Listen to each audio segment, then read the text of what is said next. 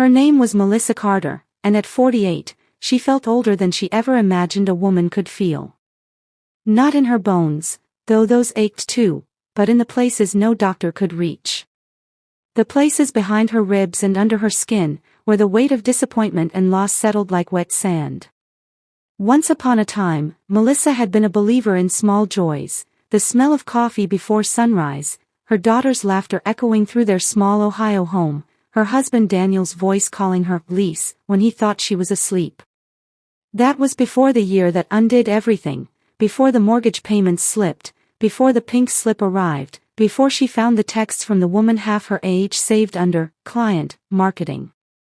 It began in the spring of 2021, when the factory where she worked as a logistics coordinator for 12 years shut down without warning. They called it a strategic relocation, which really meant the jobs were going overseas. Her severance was barely enough to cover 3 months of bills, $4,200, and unemployment would take weeks to process. Daniel said they'd be fine, that he'd pick up more hours at the auto dealership, but Melissa already knew the shift in his voice, the way he stayed later, the smell of a perfume she didn't own on his shirt. Their daughter, Emily, was 16 and brilliant, an honors student with her mother's eyes and her father's easy smile, but she was also old enough to sense the rot behind the walls. Melissa tried to hide it, to keep normalcy alive with Taco Tuesdays and morning rides to school, but the cracks grew wider every day. By summer, the savings account was empty, the credit cards maxed at $18,000, and the mortgage company's letters turned from polite reminders to blunt threats. Final notice glared at her from envelopes that felt heavier than they should. She picked up part-time shifts at a diner off Route 41, earning $9.25 an hour plus tips, if she was lucky, $80 a night. The manager, a round-bellied man named Charlie Grant, was kind in that rough, old-school way, calling her darlin' and slipping her leftover pies at closing time. He knew what struggle looked like. His own wife had died of cancer the year before.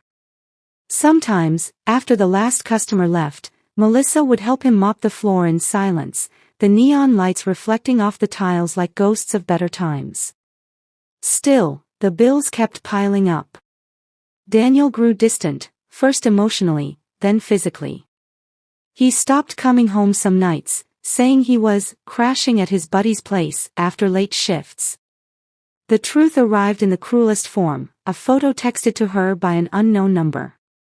It was Daniel at a bar in Columbus, his arm around a blonde woman in a tight red dress, his wedding ring nowhere in sight.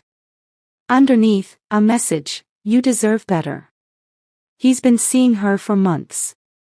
Melissa stared at it for an hour, numb, until Emily found her sitting on the kitchen floor, phone in hand, tears drying on her cheeks.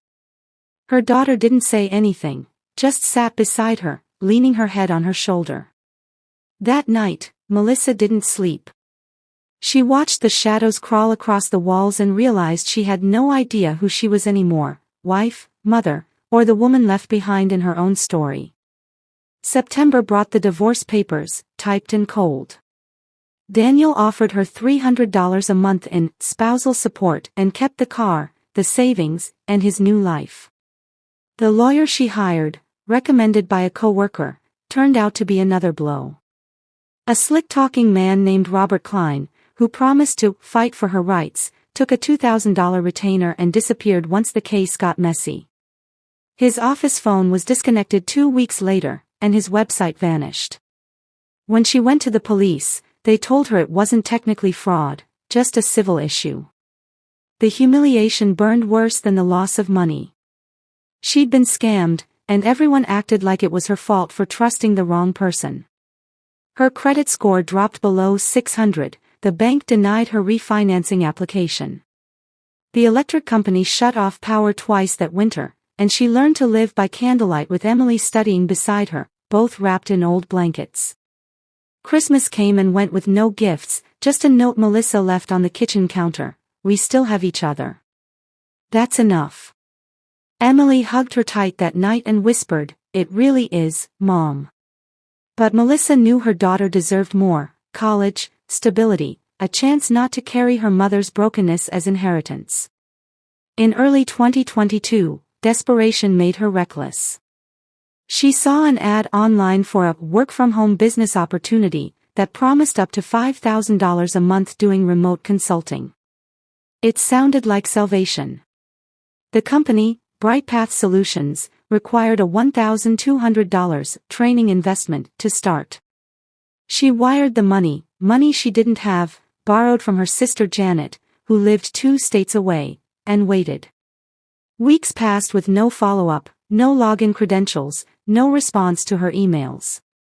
When she finally searched online, she found hundreds of reviews calling it a scam. Her stomach twisted with shame. She couldn't tell Janet, couldn't bear to see that mix of pity and disappointment again. Instead, she told her it was still processing and went back to the diner, swallowing her humiliation with every cup of coffee she served. Some nights, she cried in the walk-in freezer, where no one could hear. Yet, amid the wreckage, there were flickers of light, small, human kindnesses that kept her from breaking completely. Charlie's wife's sister, Linda, offered to help Melissa apply for a local hardship grant. A regular customer, Mrs. Peterson, left her $100 in tips one night, just because.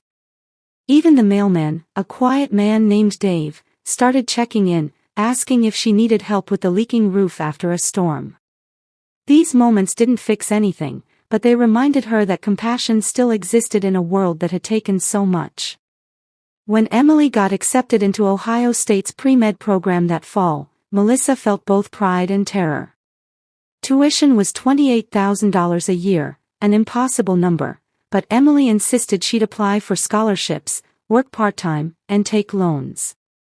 "You've done enough, Mom," she said, her voice firm in a way that reminded Melissa she was growing into a woman. Still, the thought of her daughter stepping into the same financial traps kept her awake at night.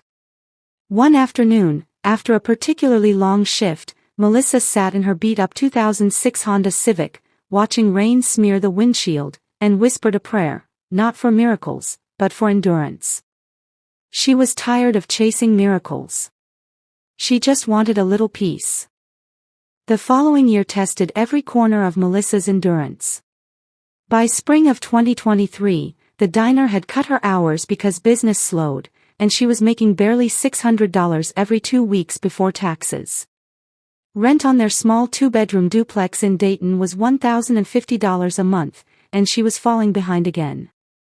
The landlord, a brusque man named Frank Dalton, wasn't cruel, just pragmatic. "I can't let you get more than 2 months behind, Mel," he said one morning as she handed him a partial payment in cash. "I got bills too." She nodded, unable to meet his eyes. It wasn't pride anymore that kept her from begging, it was exhaustion. Every day was a negotiation between dignity and desperation. She tried picking up cleaning work on weekends, scrubbing other people's homes for $20 an hour. The rich families she cleaned for lived in big houses filled with things they didn't even notice: $200 candles, marble countertops, wine coolers that hummed in the silence. Sometimes she imagined herself in their place, wondered what it would be like to wake up without fear gnawing at the edges of her mind. One day, while cleaning a house in Oakwood, she met Rebecca Lawson, a woman in her early 60s who noticed the dark circles under Melissa's eyes and asked if she was all right. At first, Melissa brushed it off, but when Rebecca pressed gently, she told her pieces of the truth: how she'd lost her job, her marriage, her savings. Rebecca listened without interrupting and then surprised her by offering coffee and a sandwich. "You remind me of my sister," she said softly. "She went through hell after her husband left. Took her years to stand again. But she did." Melissa didn't know why, but those words planted something fragile in her chest, a tiny seed of belief that maybe she could stand again too. Rebecca later connected her with a local community group that helped women in financial distress. The group met every Thursday evening at the library downtown. The first time Melissa went, she almost turned around at the door, but then she saw the faces inside, women like her, tired but still trying. There was Alicia, who'd left an abusive marriage with nothing but her kids and a backpack; Karen, who'd been laid off after 20 years at a manufacturing plant, and Maria, a retired nurse struggling with medical debt. They sat in a circle, shared coffee from styrofoam cups, and talked about budgets, job leads, and survival. No one pitied anyone. They simply understood. Over time, Melissa found herself talking too, about Daniel, about the scams, about how she felt invisible in her own life. "You're not invisible," Alicia told her one night, squeezing her hand. "You're just rebuilding." That word, rebuilding, became her quiet mantra. She started taking online certification courses through a local nonprofit that offered free training in administrative support and bookkeeping. Every night, after Emily fell asleep, she'd sit at the small kitchen table with her laptop and study until her eyes burned. Still, progress never came in straight lines. In July, her car broke down, a transmission failure that would cost $1,800 to repair. The mechanic looked genuinely sorry when he gave her the estimate. Without the car, she couldn't get to work or to her cleaning jobs. She maxed out another credit card to pay for it, telling herself it was an investment. That same week, she received a call from a collection agency about an old medical bill from Daniel's gallbladder surgery, $3,400 she didn't even know was still in her name. When she tried to explain they were divorced, the man on the phone said flatly, "Ma'am, your name's on the account. That makes you responsible." She hung up and cried until her chest hurt. But then, something unexpected happened. Rebecca's community group held a resource fair at the library where local employers and charities came to connect with people. Melissa, nervous but determined, printed out the new resume she'd crafted, one she hadn't shown anyone yet because she didn't think she was worth hiring again. To her shock, a small accounting firm called Harrison & Wells called her 2 days later. They needed a part-time office assistant for $17 an hour, 20 hours a week. The interview was nerve-wracking. She wore her best blouse, the one with a tiny rip under the arm she prayed they wouldn't notice, but the hiring manager, a gentleman named Elliot Price, seemed impressed by her sincerity. "You've got grit," he said, offering his hand.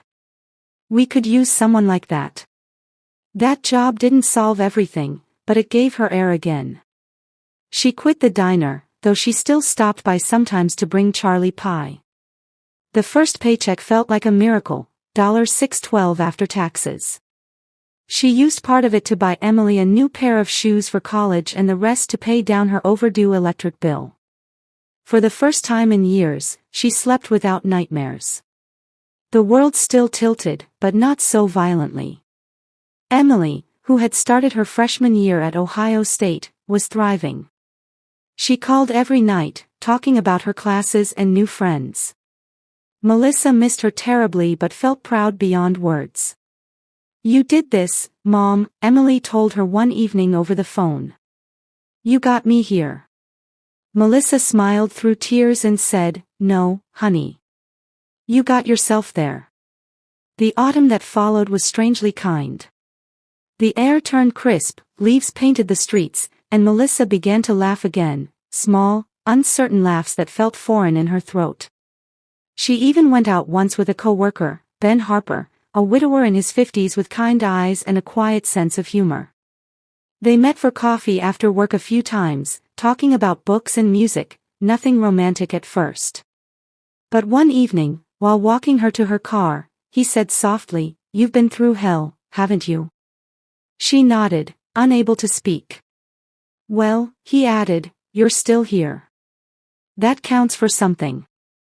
That night, Melissa sat in her car for a long time after he left, staring at the steering wheel, realizing that maybe, just maybe, she wasn't done with life after all. Then, as life often does, the storm returned. In November, she received a letter from the IRS claiming there had been an error in her 2021 tax filing. Apparently, Daniel had reported joint income without her knowledge, and now she owed $2,600 in penalties and back taxes. It felt like a cruel joke. She called the number, waited on hold for 2 hours, and finally spoke to a representative who explained she'd need to prove innocent spouse relief.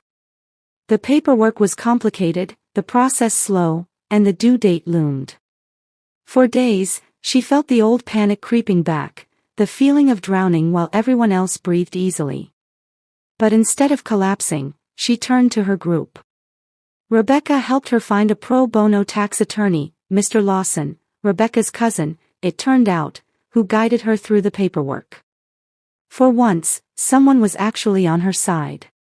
When the letter came in March 2024, saying the penalty had been removed, Melissa wept at her kitchen table, alone but not lonely. Emily called right then, and when Melissa told her the news, her daughter screamed with joy through the phone. "See? You always land on your feet, Mom." Melissa laughed, wiping her tears. "I just keep tripping forward, sweetie. That's all." The months that followed were quieter but full of a slow, aching gratitude. She wasn't debt-free, she still owed nearly $22,000 total, but she was surviving with her head above water. She'd even started volunteering with the same women's group that had once saved her, sharing her story with newcomers. "It's not about getting everything back," she'd tell them gently. "It's about believing you still deserve something better." When she spoke those words, she realized she finally believed them. By the summer of 2024, Melissa's life had settled into a rhythm that felt almost normal, though it was the kind of normal you earn through fire and tears. She still rented the small duplex in Dayton, still drove the dented Honda that rattled like a tin can on cold mornings, and still budgeted down to the last dollar each month. But there was food in the pantry, electricity that stayed on, and a peace she hadn't felt in years. Emily came home from college for the summer, full of stories and confidence. Seeing her daughter so alive, so sure of herself, was like breathing sunlight.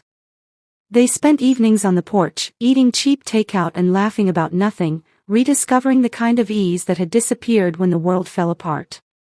Melissa had learned how to let silence be kind again, how to look at the stars without feeling like she was disappearing beneath them.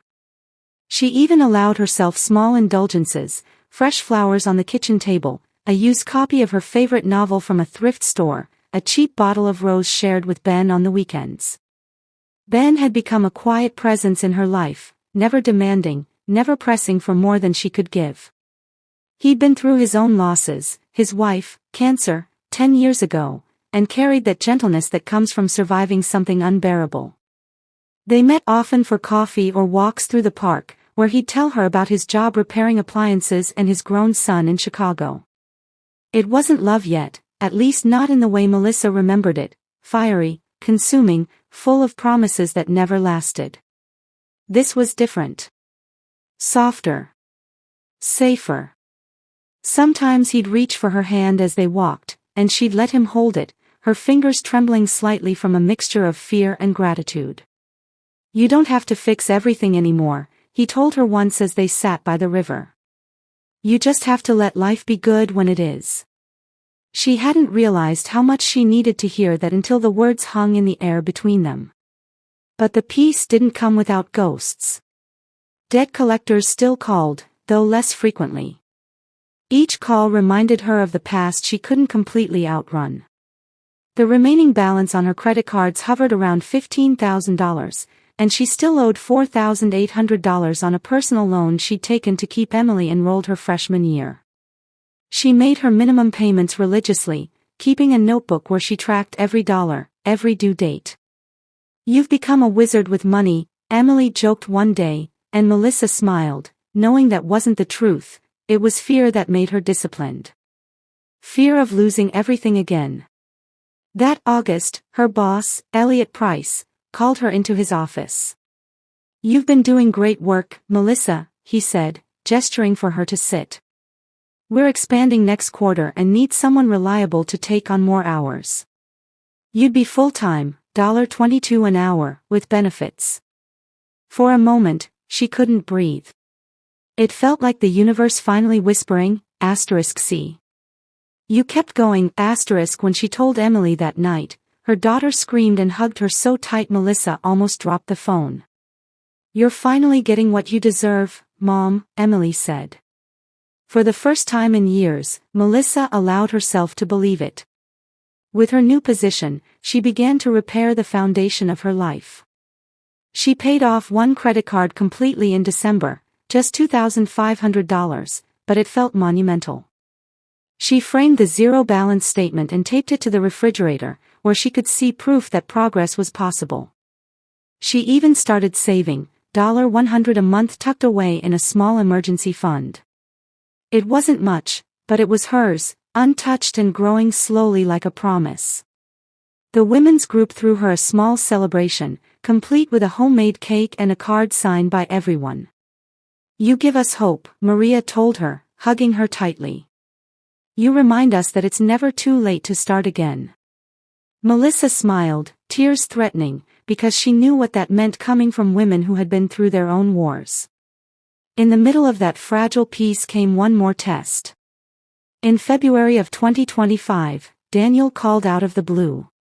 She hadn't heard his voice in over a year. He sounded nervous, desperate even. "Lise, I'm in trouble," he said. "Can we talk?" Against her better judgment, she agreed to meet him at a coffee shop downtown. He looked older, thinner, with the same charming smile that once melted her but now only stirred pity. He told her he'd lost his job, that his new girlfriend had left, that he was drowning in debt.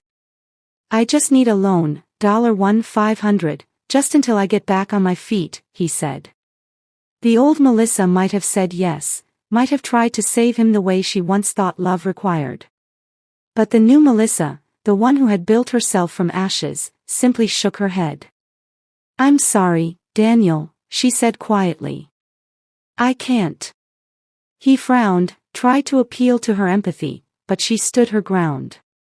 When she left the cafe, she felt something powerful and unexpected, a sense of release, like cutting the last thread that tied her to her own suffering.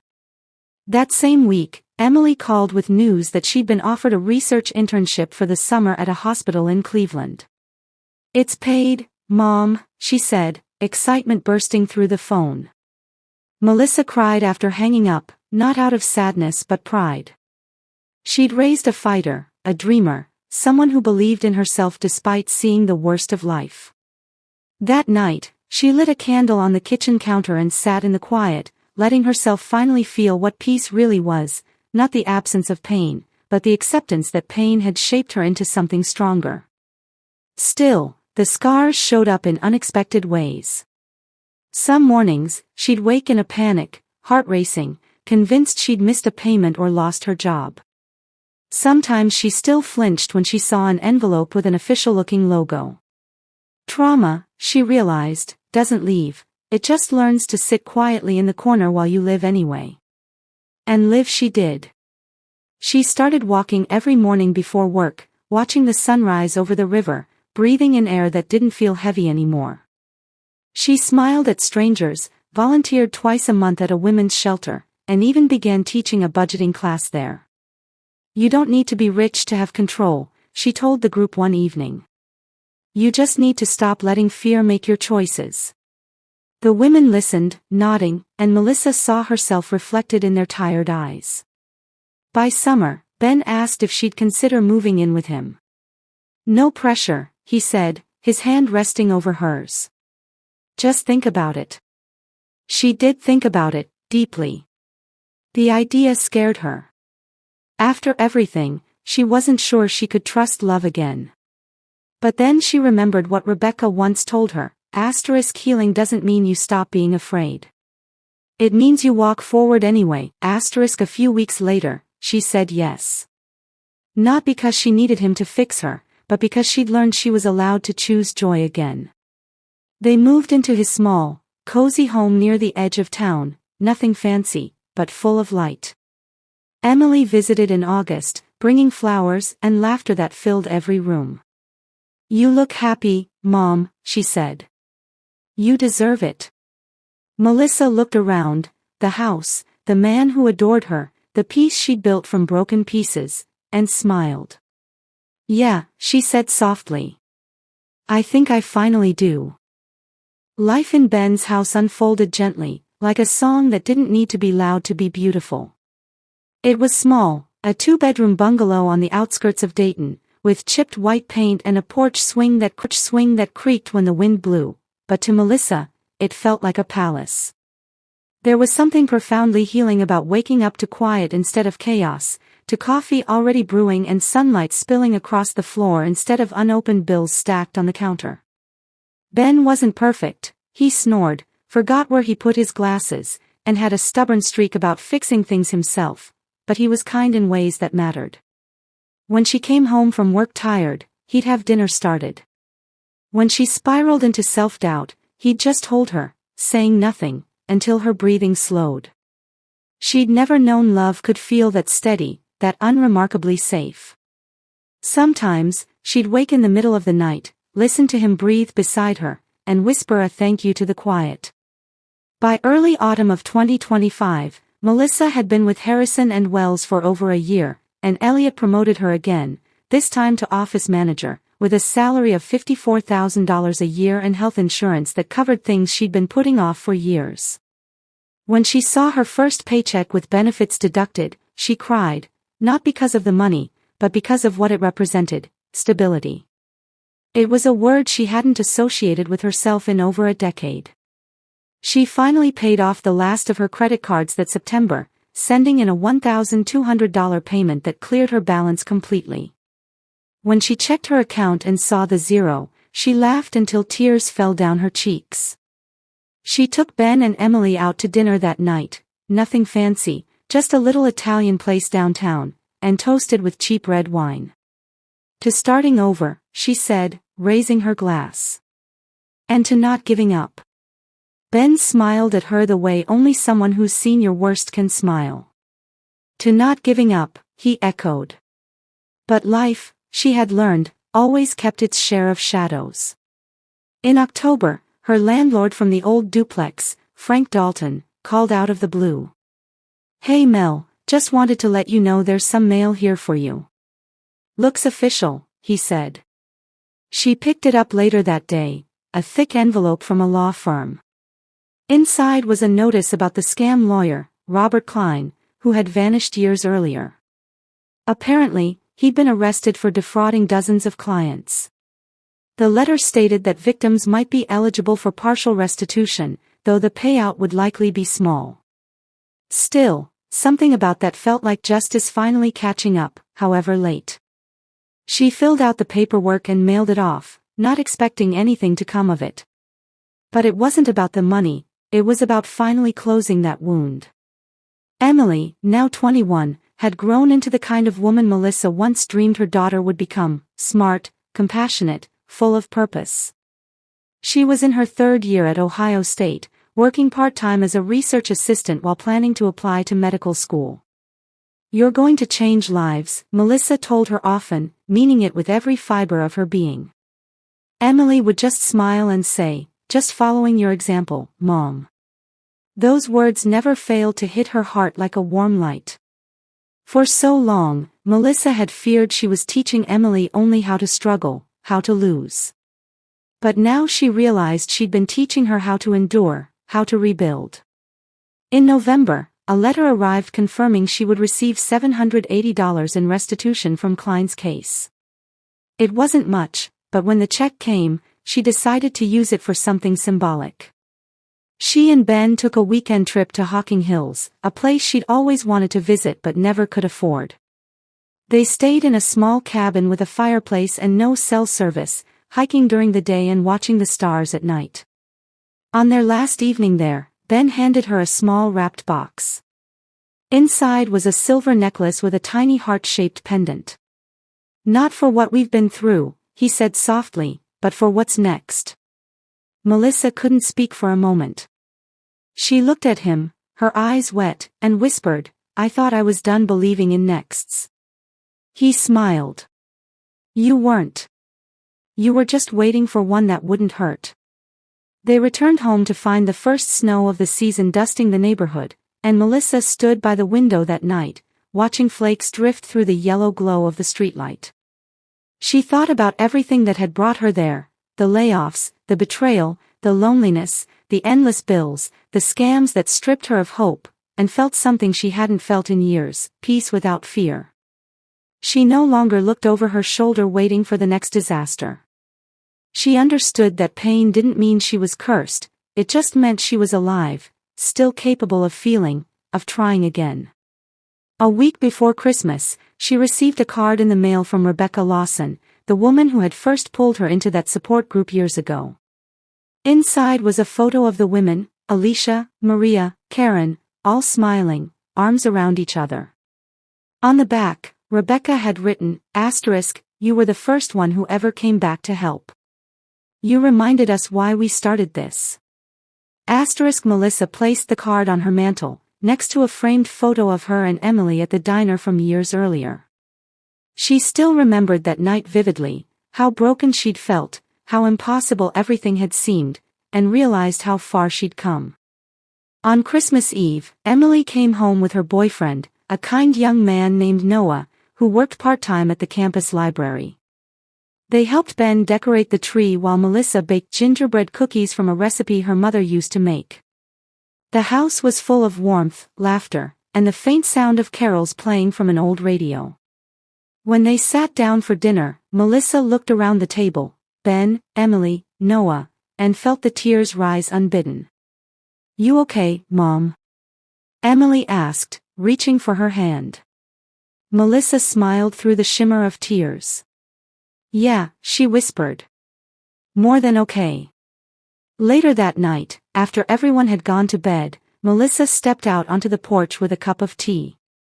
The snow was falling again, soft and steady. She thought about her younger self, the scared, desperate woman sitting in the dark apartment, surrounded by unpaid bills and broken dreams, and wished she could reach back through time, touch her shoulder, and say, "Hold on. It's going to hurt, but you'll make it. You'll find light again." She stood there for a long time, breathing in the cold, watching her breath fade into the night, and whispered a quiet thank you, to the universe, to every small act of kindness that had carried her here, to herself for not giving up when giving up would have been easier. The next morning, she woke to find a card from Ben on her nightstand. Inside, in his careful handwriting, were the words, "Home isn't where you live, it's where you heal.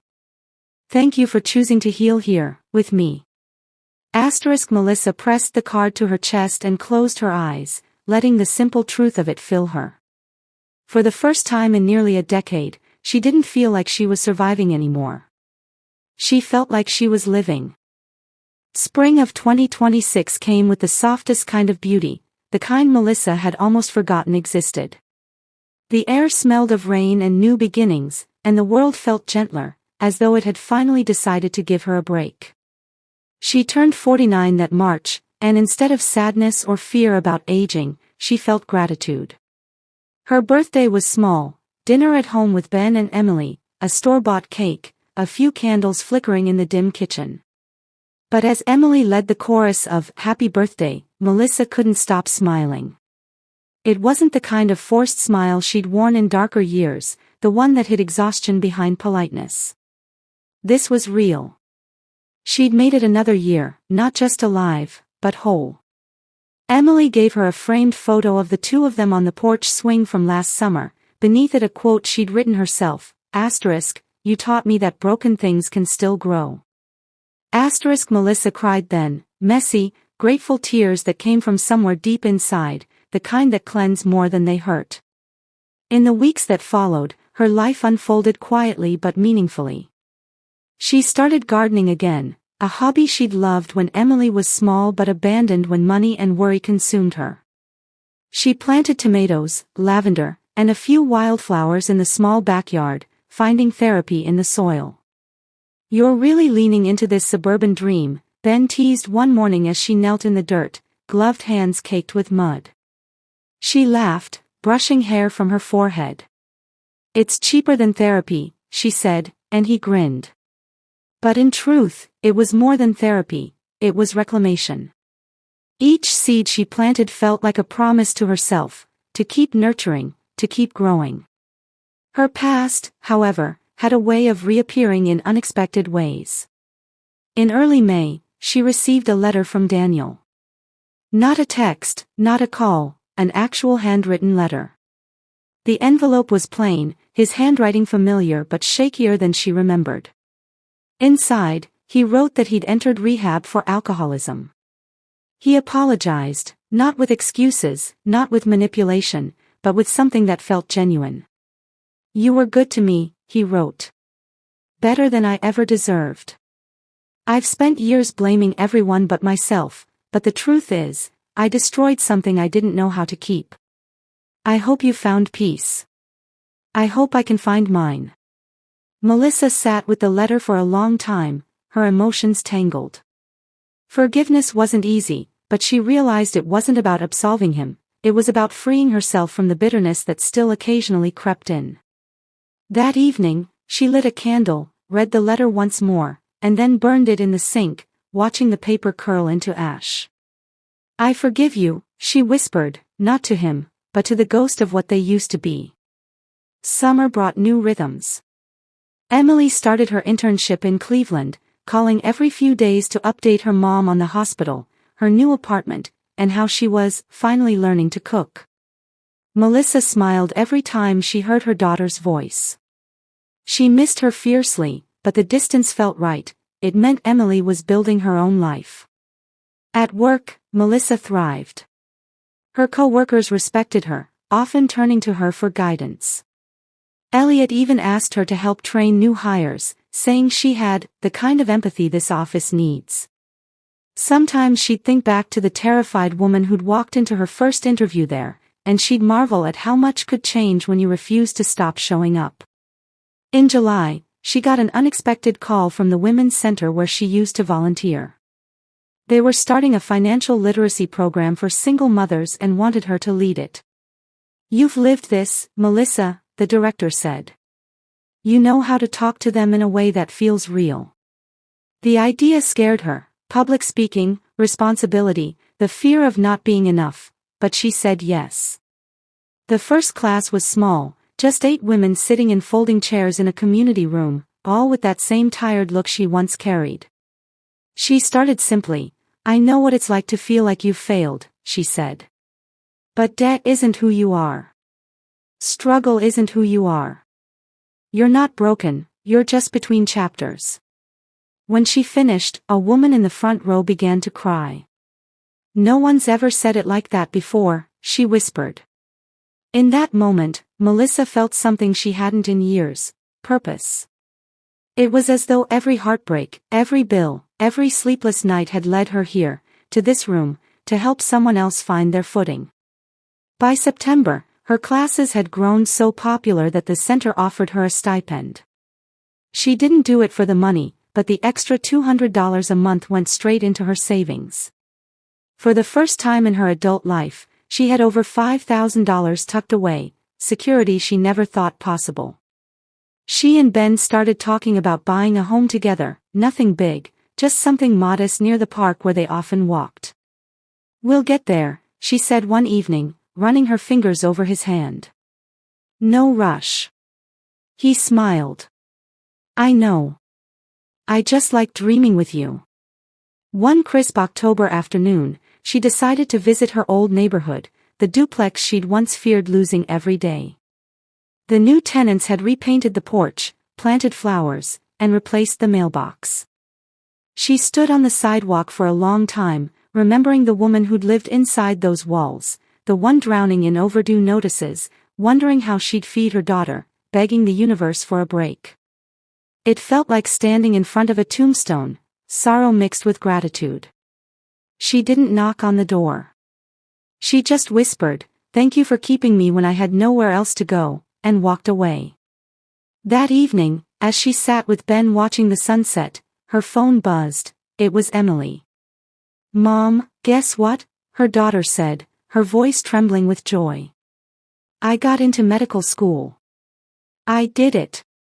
Melissa felt her chest tighten with pride, tears spilling before she could speak. "Oh, sweetheart," she said, laughing through her tears. "You did it. You really did it." When she hung up, Ben pulled her close, kissing the top of her head. You gave her the wings, he whispered. She just learned how to fly. Later that night, as the house grew quiet, Melissa stood by the window again, the same spot where she'd once watched snow fall 2 winters ago. Life, she realized, wasn't about getting back what she'd lost, it was about building something new with what remained. She thought of the years of debt, the scams that stole her hope, the heartbreak that nearly broke her spirit, and how every one of those moments had carved her into someone capable of compassion, strength, and grace. Pain had not destroyed her, it had refined her. The next morning, she woke early and walked to the river, the same path she'd taken so many mornings before. The sky was streaked with pink and gold, the water reflecting light like glass. She took a deep breath and felt it, peace. Real, quiet, hard-earned peace. She pulled a small notebook from her bag, one she used to jot thoughts in during hard days, and wrote a single line, I am not what happened to me. I am what I chose to become after. Then she closed it, smiled, and started walking home, ready for whatever came next. By the start of 2027, Melissa Carter's world had transformed so completely that sometimes she caught herself wondering if it was real. There were mornings when she'd wake before dawn, sunlight barely stretching through the blinds, and feel an unfamiliar lightness in her chest, the absence of dread. The kind of stillness that used to feel impossible. She'd lie there beside Ben, listening to the rhythmic hum of the house, the creak of wood, the ticking clock, the sound of life continuing, and think, so this is what peace sounds like. It wasn't grand or cinematic. It was ordinary, and that's what made it sacred. She had learned that healing doesn't happen in dramatic gestures, it happens in small, steady choices, paying a bill on time, forgiving yourself for being fooled, believing that tomorrow might be gentler. The financial literacy program she led had grown into something bigger than she ever expected. What began as a small group in a community center had expanded into a partnership with local nonprofits. By spring, Melissa was teaching workshops twice a week, helping dozens of women navigate budgeting, scams, and credit repair. She'd become something she never imagined, a mentor, a survivor others looked up to. When one woman hugged her after class and said, "You saved my life," Melissa shook her head gently and replied, "You saved your own. I just reminded you how." It struck her then that maybe that was her calling all along, not to escape her pain, but to use it. The scars she once hid had become her qualifications to help others.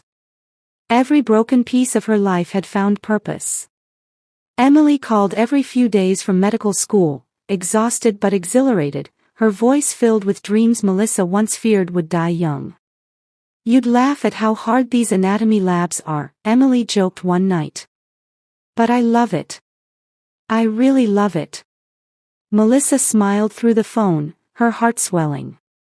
"You were born for this, Em." They spoke about everything, friends, studies, future plans, and sometimes about the past too. "I don't know how you did it, Mom," Emily said once, voice quiet. "How you kept us afloat when it all fell apart." Melissa looked around the cozy kitchen, at the life she'd rebuilt from rubble, and said softly, "I didn't always keep us afloat. Some days I just refused to sink." Ben, too, had become her anchor in this new chapter. They weren't married, neither felt the need to chase labels, but their life together carried the ease of something built on respect, not dependency. On weekends, they'd drive to flea markets or spend lazy afternoons fixing things around the house. Sometimes, when she caught his gaze lingering on her across the dinner table, she'd still feel that tremor of disbelief. How had she gone from betrayal to this quiet love? Once, she told him, "You found me when I was in pieces." He smiled and shook his head. "No, Mel. You found yourself. I just got lucky enough to meet you afterward." It became one of her favorite memories, not because of what he said, but because she finally believed it. In May, the community organization honored her at a fundraising dinner, presenting her with a plaque that read, "For turning pain into purpose." She wore a thrifted navy dress and borrowed heels, feeling out of place among the donors in suits and pearls. When the director called her name, she walked up trembling but proud. The applause felt surreal. She took the microphone and looked out over the crowd, faces she didn't know, yet who were there to celebrate resilience. "If you had told me 5 years ago I'd be standing here," she began, "I would have laughed. Back then, I was buried in debt, fresh from a divorce, falling for every scam because I was desperate to believe in something. I thought my life was over. But it wasn't, it was just changing shape. Every time I thought I'd hit the bottom, someone reached out, a friend, a stranger, a daughter who refused to give up on me. And little by little, I found my way back. So if anyone here is still in that dark place, please know this: you are not your debt, your heartbreak, or your mistakes. You are the person who keeps showing up anyway. That's what matters." The room erupted in applause, and Melissa saw Ben wiping a tear discreetly from his cheek. Later that night, when they returned home, she set the plaque on the mantel beside Emily's framed quote and thought, "This is what surviving looks like." That summer, she and Ben finally bought a small house of their own, a single-story home near the same river where she'd once walked to calm her panic attacks. It wasn't fancy: 2 bedrooms, a cracked driveway, a leaky faucet in the kitchen. But it was theirs. The day they signed the papers, she ran her fingers over the word homeowner and felt a lump rise in her throat. There was a time she couldn't even afford her rent, now she held a key that unlocked security. They moved in with help from friends, laughter echoing as boxes piled up. That night, surrounded by half-unpacked belongings, Ben handed her a small card that simply said, "Welcome home, Mel." She still had moments of fear, of course. Healing didn't erase anxiety, it just made her stronger when it returned. There were nights she'd still wake suddenly, certain something terrible was about to happen, and have to remind herself, "It's okay. You're safe now." On one of those nights, she slipped out of bed and walked outside. The moonlight washed the yard silver, the garden she'd planted thriving under its glow. She remembered the nights she'd cried in a dark kitchen, the days she'd begged bill collectors for one more week, the humiliation of falling for scams that preyed on her hope. But standing there, in the quiet of her own backyard, she realized she no longer hated those memories. They had taught her humility, discernment, and strength. They had carved her into someone who could understand others' pain without judgment. They had made her who she was. In August, Emily came home for a week before the next semester. They spent an afternoon cooking together, laughing as they burned the garlic bread, and later sat on the porch with coffee as the sun set. "You know," Emily said thoughtfully, "when I was little, I used to think moms were supposed to be perfect. But watching you, I realized being strong doesn't mean never breaking. It means putting yourself back together differently." Melissa smiled softly. "That's exactly what life is, sweetheart. We just keep putting ourselves back together differently." That night, after Emily went to bed, Melissa sat alone for a while, listening to the distant hum of crickets. Her life wasn't extraordinary by any outside measure. She wasn't rich, she didn't live in a big house, her savings account wasn't enormous, but it was hers, and it was enough. She thought of all the women she'd met who were still fighting through the dark, still waiting for their turn to breathe again, and she wished she could promise them what she now knew: peace doesn't come all at once. It arrives quietly, in moments, a bill paid on time, a smile that doesn't feel forced, a morning without fear. On New Year's Eve, she and Ben stood on the porch, wrapped in blankets, watching fireworks over the river. She thought of the last time she'd watched fireworks, alone, broke, praying for change, and felt a swell of emotion. Ben slipped his arm around her shoulders. "You did it," he whispered. She looked up at the sky, colors bursting in reflection on the water, and whispered back, "We did." Midnight came and went, but they stayed outside, the world crackling with light. For the first time in a long time, she didn't make any resolutions. She didn't need to. She was living the one she'd made years ago in that dark apartment, the vow to keep going, no matter what.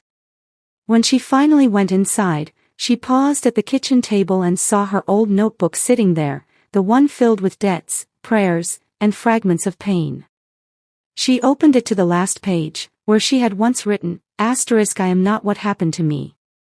I am what I chose to become after." Smiling, she picked up a pen and added beneath it, "And what I became was enough." Then she closed the notebook for the last time, turned off the light, and went to bed, no longer haunted, no longer waiting, just finally home. By the summer of 2030, Melissa Carter was 53 years old and, for the first time in decades, she no longer measured her life in overdue notices or sleepless nights. She measured it in sunrises. Every morning she woke before Ben, brewed coffee, and stepped out onto the porch overlooking the garden that had grown wild with lavender and tomatoes. The air smelled of earth and memory. A robin always perched on the fence, same spot, same song, as if keeping time for her new rhythm of living.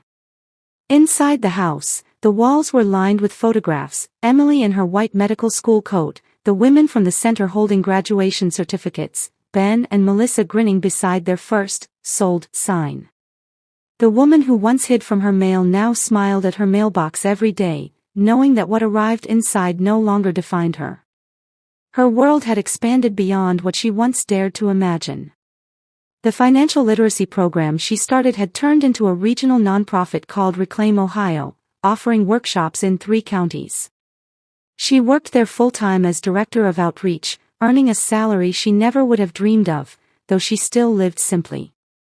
Her office was modest, second-hand desk, potted plant, a corkboard covered in thank you notes from women whose lives had shifted because she'd taught them how to trust themselves again. One note, written in pink marker, read, "Because of you, I opened my first savings account." Another said, "You made me believe I'm not a failure." Sometimes she'd stand there, reading them quietly before locking up, and whisper, "We did this, not I." Because she knew that her story wasn't just hers anymore, it belonged to every woman who'd ever been told she couldn't recover.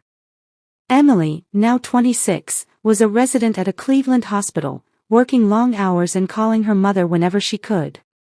"You're still my hero," she said one night on speakerphone while Melissa cooked dinner. Melissa laughed, stirring the sauce. "Doctors aren't supposed to have heroes, honey." "Then I'll be the first," Emily said.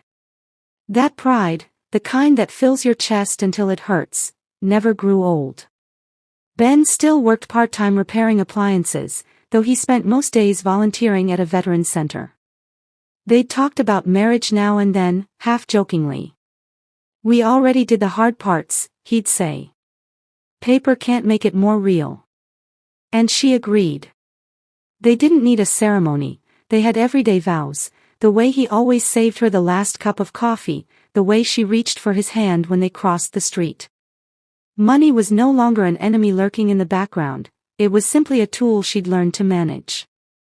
Her mortgage balance had dipped below $60,000, her credit score finally above 750. She kept an emergency fund of $10,000, an amount that once felt mythical.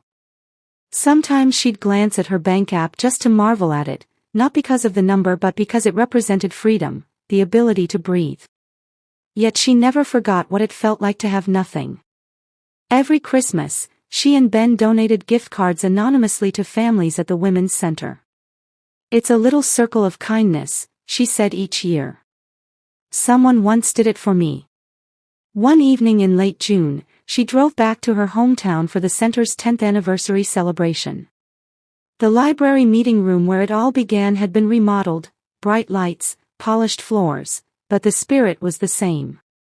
Rebecca Lawson was there, older but still radiant, and when she saw Melissa, she pulled her into a long embrace.